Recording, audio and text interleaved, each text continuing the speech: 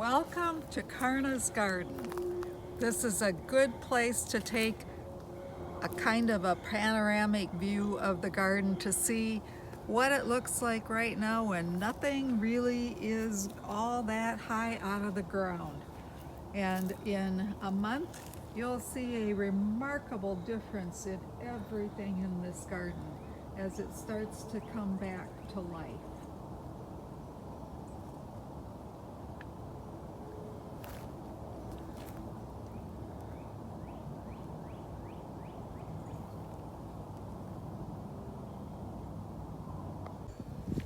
So this is my upper patio, as I call it, and it has a lot of variety of plants in it. The winds have brought down many branches, but in the dead leaves here, you can see that many of the geranium plants that are in my yard are starting to poke their way through all of that very hard leaf matter. So it's just kind of fun to see. And I do have a lot of evergreens in my yard. I find them pretty interesting. And at this time of the year, they have a lot of leaves on them. So one of the first things that I'm going to do is to come out here and get all of those leaves off those evergreens, because many years ago I heard something that could be completely false, but it was a comment that evergreens don't like to be touched.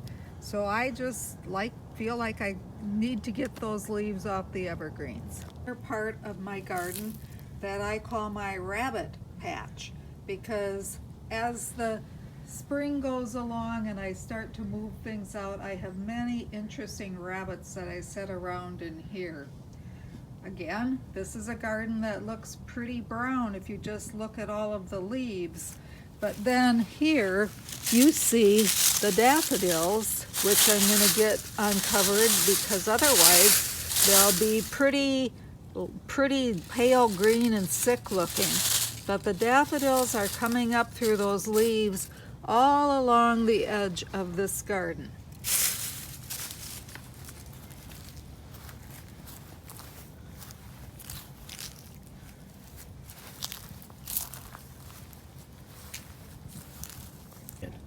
This is another part of my garden that is really starting to come to life, because it's a very sheltered spot that gets a lot of sun.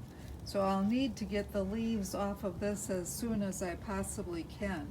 But peeking through, you can see the primrose are beginning to come up, and many different types of alum are also coming up out of the garden.